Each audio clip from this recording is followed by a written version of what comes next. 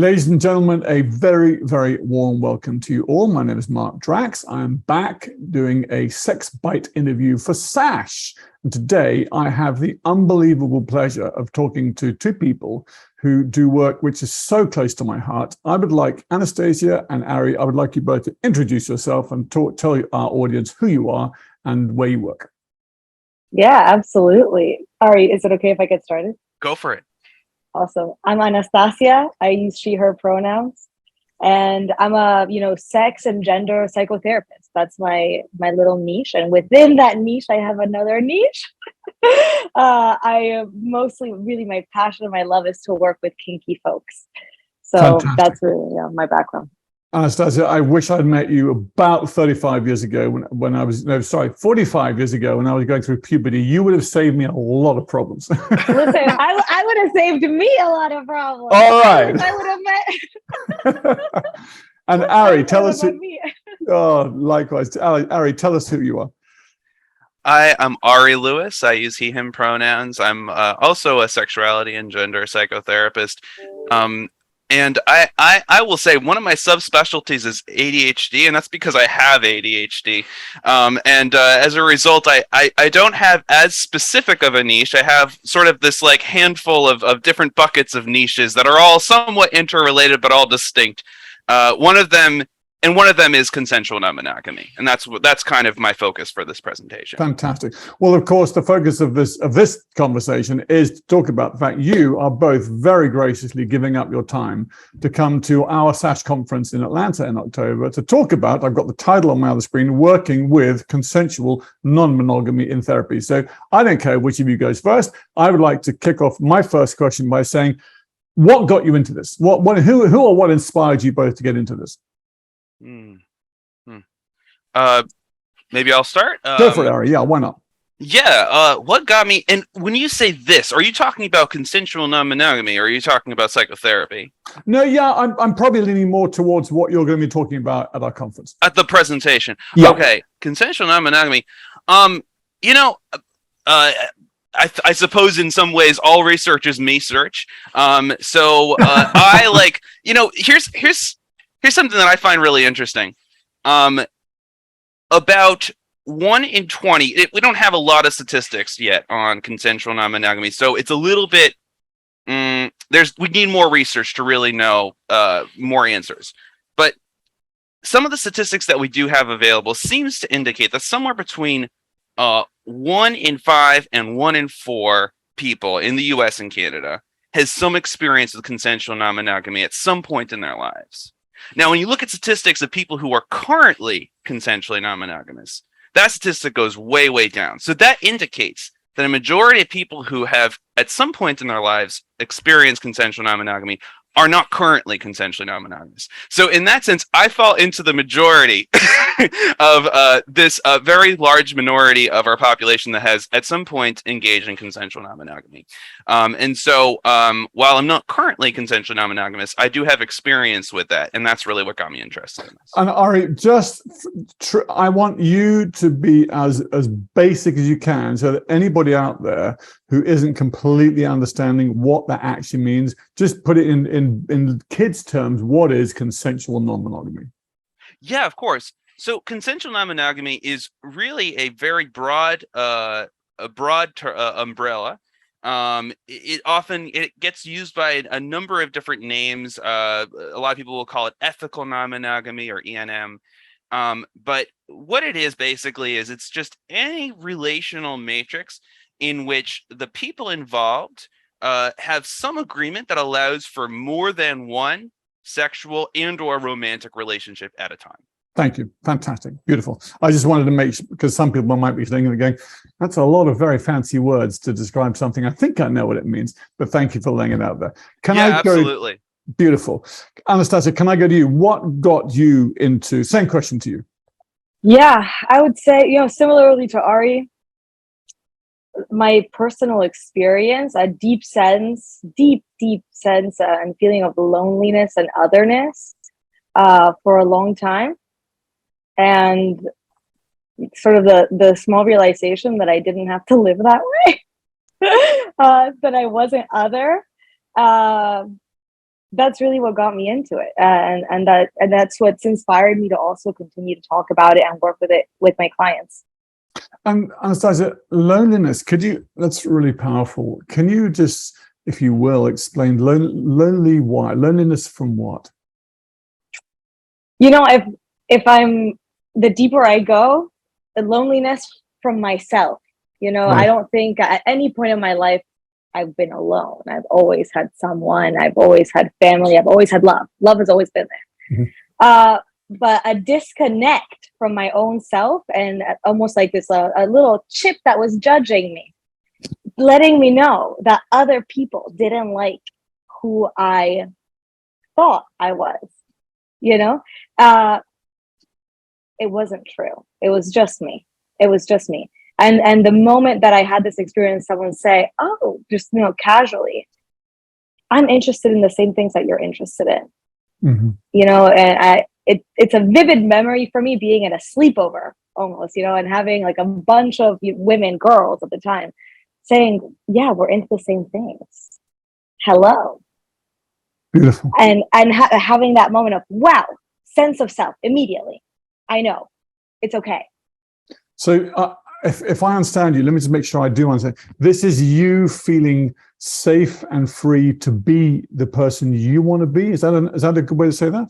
Yeah, that's a great way to say that. And that it doesn't have to be apart from society. Right. That Beautiful. actually, Okay. Yeah. So in other words, you can be you without fear of being judged by society.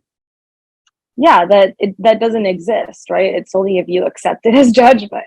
True. Yeah. Fantastic. Listen, I mean, the reason when I saw I was interviewing you, and obviously looking, I mean, I'm on the board of SASH, so I knew what you were talking about. But this whole thing around consensual non-monogamy, kink, this whole community, it's so deep, it's so vast. And I'm 55 years of age, and I've spent a large part of my life so afraid to be me.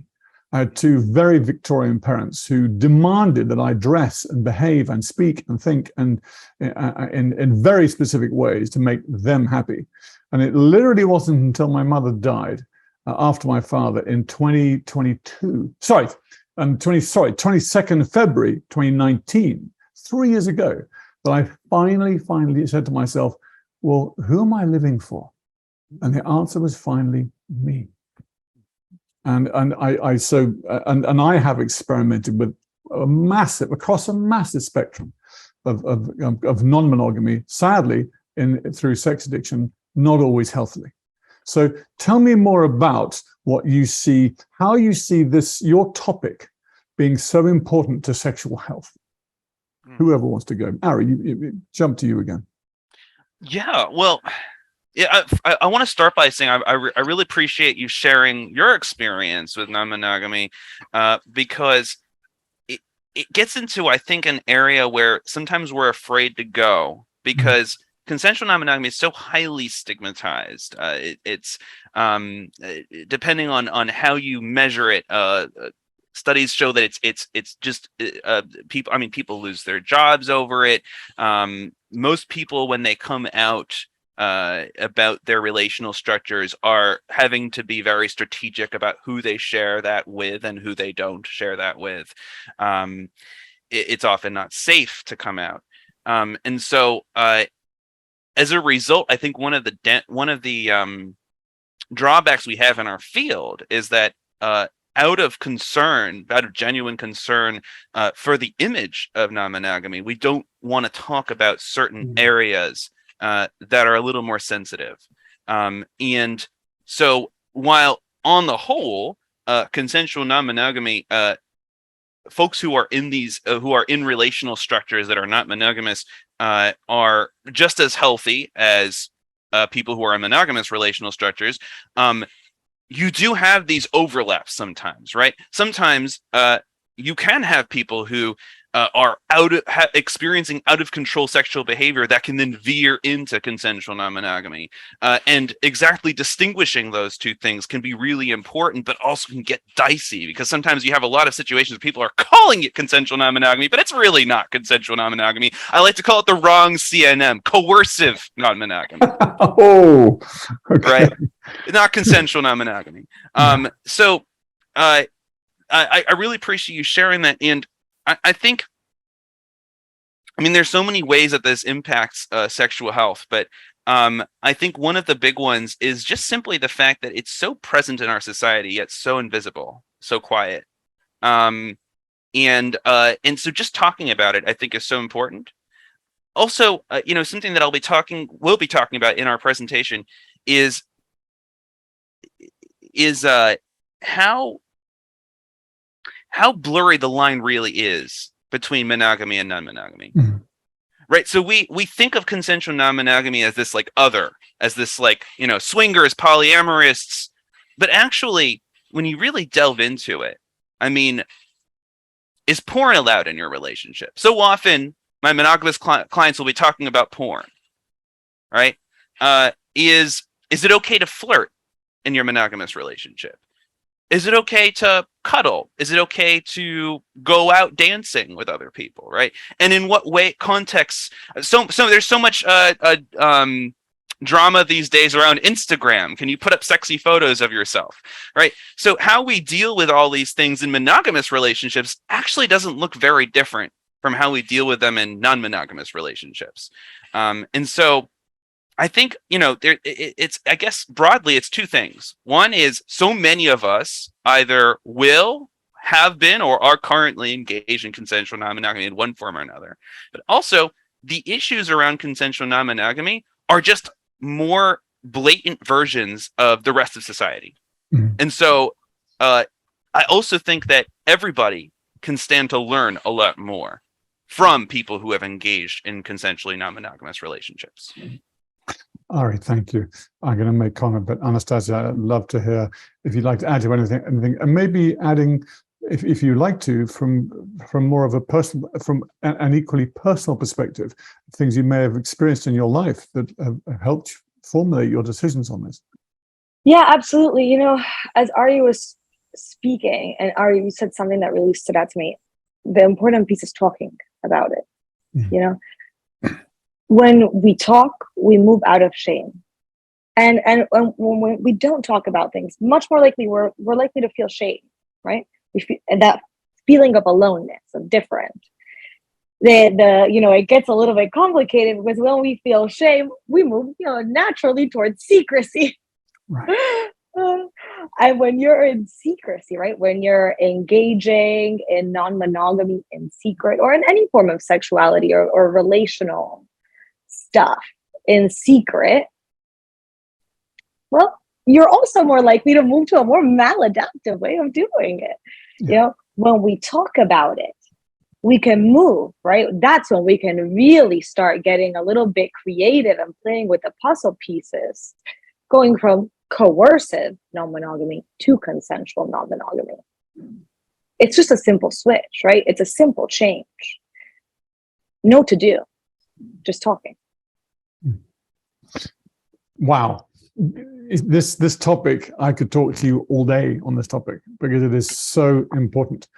I was listening to both of you. I mean, my own experiences with tragically coercive non-monogamy, because following some very unpleasant child abuse that I went through for the first 10 years of my life, I convinced myself that if I could keep secrets, I was in control. So secrecy equal control for me. And so, of course, as I then moved into adolescence and had sex for the first time at age 17, and suddenly discovered the joys of sex, either with another person or with my right hand, and then started to do things which made me feel good, but I knew were not what society would think was good or healthy. So, of course, it made it even more powerful for me because I thought, oh, now I've really got something you don't know about. And then, of course, I took it into relationship after relationship, which, of course, destroyed relationship after relationship because I never learned to talk. So when I hear you both say one of the key things here is talking, I loved when you said, Anastasia, talking basically defeats shame. When you finally have the courage to actually get real with ourselves, that's what destroys shame. Yeah. Talking. You need a listener. Very true, very true, very true. And so, of course, that's where you come in. I think to me, sadly, for so many decades, even hundreds of years, sex has been demonized. A lot of that comes from religion. and it comes from certain aspects of society. And the Pilgrim Fathers in your country, Queen Victoria in mine, and you can pick any. There's so many. What I try and do with my clients, because I work as an addiction recovery coach, and a lot of my male clients have sexual problems, and it's not a coincidence. I mean, I speak freely on my website about my own, so people come to me and they feel safe because they know I have an understanding of these challenges.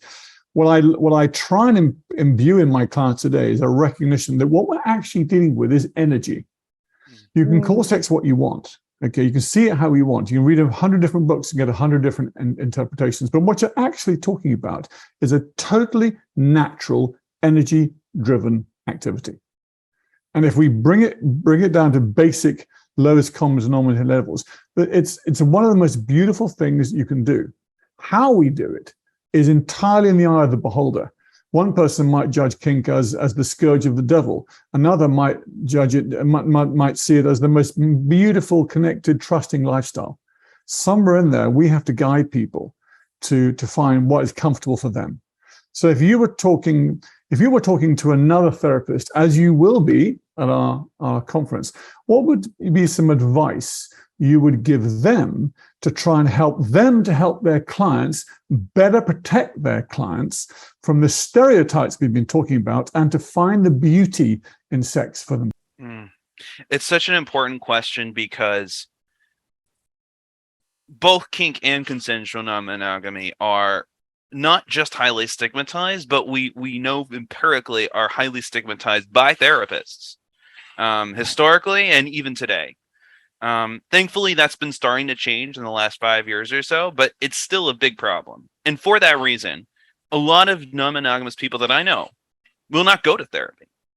Or if they do go to therapy, they'll be very timid about revealing their relational structures. And I know some people who have been in therapy for years and never revealed to their therapist that they're in consensually non-monogamous relationships. Wow.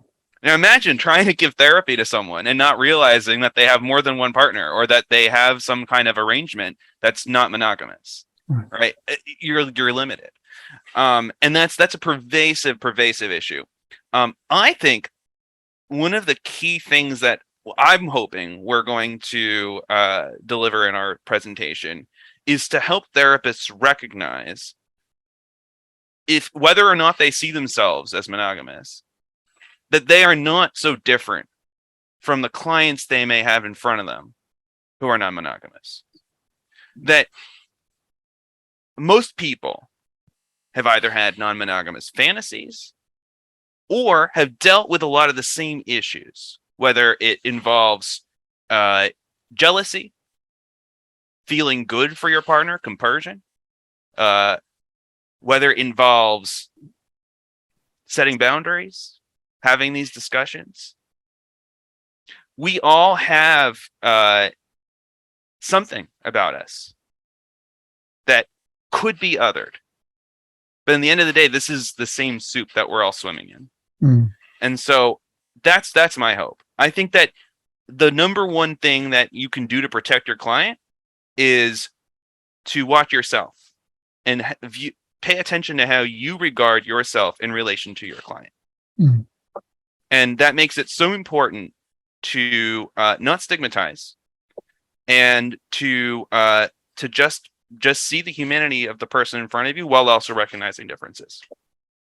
Ari, I love what I hear you just speaking to is the crucial importance of therapists and coaches and everyone that works in our profession doing their own work and getting real with themselves. I love that tried and tested expression. How can you lead someone down a path you have not yet walked yourself? And I think clearly you guys have walked a fascinating path for yourselves and now helping others to do the same. So I so commend your work. Anastasia, same question to you. What would you like people witnessing this presentation to walk away with? You know, I love what Ari said, the idea of being a part of, not apart from, is so crucial. It is so important. And we see it, in our everyday lives. We are all, in one way or another, non-monogamous. And most often than not, consensually, even if we think about our friendship, how boring life would be if we were like had friendship monogamy. Oh my God. You know, we naturally do this constantly. So, you know, what I would want people to walk away from is notice it in your own life. See and explore your own sexuality outside, completely outside of sex. Completely outside of sex. You know, maybe you find sexuality in the friendships, in that energy, energetically. You know, maybe you find it when you're dancing. Maybe when you're doing yoga. I don't know where you find it, but it's there. It's there. And you can then draw, you know, from the body and from non-sexual experiences, you can learn so much about your own sexuality. Those are the things that I would want, you know, clinicians to walk away from with. You do it. You're already doing it. This is where you can start with your client. That's so beautiful. Here's a ball busting question, and I'm going to be intentionally provocative. Okay, because I think we have to sadly face the reality of both the society in your country and mine. Bearing in mind, in case I didn't say it, I'm speaking from England. You guys are in America. If you had someone come up to you who was of a very strong religious faith, of whatever faith, I'm not going to pigeonhole any particular faith, but just with a very strong religious background, and thus someone who thinks that what you are talking about is sin, what would you say to them? It's a question that hits close to home for me, because I grew up Orthodox Jewish. You know, we live in a country that preaches freedom of faith. And so the same rights that are supposed to protect us from discrimination based on religion apply no matter what your identity is.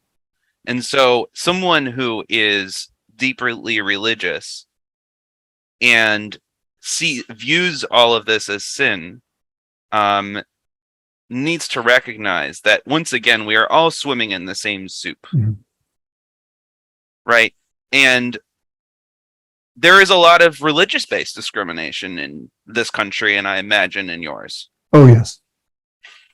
So, in the end of the day, we are actually fighting for the same rights.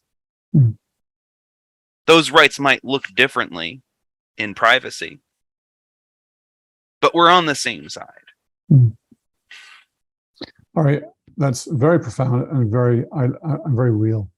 The saddest thing I find about society is I personally don't care what anybody else has as their belief or what they perceive to be the right for them or wrong for them. I just have a problem when they start forcibly trying to impose their views on others. Now, whether that is sexual, whether that's to do with kink, non-monogamy, religious views, I don't care. Just live respecting that everybody is entitled to their opinion. And as long as that opinion isn't physically, emotionally, or mentally harming another human being, then what is wrong with it? My answer is nothing. Anastasia, any thoughts? Yeah, you know, differently from Ari, I actually grew up in a extremely atheist family. So extremely secular. I would say like nihilistic to a certain point, okay. You know? Fascinating. And, yeah. So it's a different conversation for me. If someone with a deep religious background and belief system were to say something like that it was a sin to me, you know, most likely I would agree. Yeah. Through your eyes, I get it. Of course. What are we going to do? You know, but it's different when someone's having a conversation with me one-on-one, or when someone's having a larger, you know, societal conversation that's then impacting policy. That's a different question. But when it's one-on-one, I tend to go towards connection and empathy. It makes complete sense to me that someone with a very restricted and for me safe, right? A very safe sense of morality, right and wrong, would Mhm. think that some of the things that I'm interested in and the work that I do is wrong, bad, and sinful. Of course. Mhm. Okay. Now, are they willing to engage in conversation after that? Maybe. Right. Maybe. Then we get to know each other on a human level, because I understand where they're coming from. And maybe, I don't know, it'll give them the opening to understand me. That's beautiful. You know, the word I take from what you just said is curiosity. That's the word that just popped into my head. I have my favorite 3 C words, which I invite all my clients to consider, as compassion, curiosity, and connection. And I tell them that curious compassion or compassionate curiosity both lead to much better connection. And that's what causes so many problems across the globe. We're not prepared to accept that this group of people have one way of doing something. My group of people do it another way. Doesn't make my way better than theirs or theirs better than mine. It's just different. And oh, how much the world would improve if we could just respect each other's differences. You know, we can't talk all day, sadly, and I'm going to bring this amazing conversation to a close. Any final thoughts that you would like to project to help to draw, to capture the imagination of people that might be watching this prior to our conference to think, oh my God, I have to go and listen to those 2. Any final thoughts? Ari, go to you first. Anastasia, it sounded like you had something already. You need a little bit more time. I'm not gonna lie, I'm a little bit intimidated by the question. It's so broad. Sorry. Fair comment, Ari. Fair comment. And any final takeaways that you would like to leave with your potential audience at our conference, to leave them thinking, okay, that's why I've got to go and listen to this presentation. I've got something. Go for it. So we are gonna get spicy, have a lot of fun, and you're gonna come out of this conversation knowing more about yourself. That's it. Just more about yourself. That's beautiful. That's perfect. I love that. You know what? That's it. That nails it for me. As I say, heartbreakingly, sadly, I can't be in America for this conference. Even though I'm on the board, I've told my boss, and he's graciously accepted that it's just not going to work for me. I'm too far away, but I will be logging in, and I can't wait to listen to you 2. It has been such a pleasure talking to you. It really has. Keep well, keep safe until then. And I want to say see you in Atlanta, but have a great time with all my colleagues and our audience. And thank you so much for giving up your time today and to come to Atlanta in October. It's been such a pleasure. It's been such a pleasure. Thank you so much. It's been such a pleasure, and we'll see you when we see you. We will. If ever you come to England, please let me know, because it would be amazing. I have a hunch we could talk a long time. I've got 55 years of needing your help, let alone having a natural curiosity for what you do. I could talk to you forever. But for now, yeah, I look forward to that day. I look forward to that very much. Thank you both so much. My love from England. Take care. Take care. Bye-bye.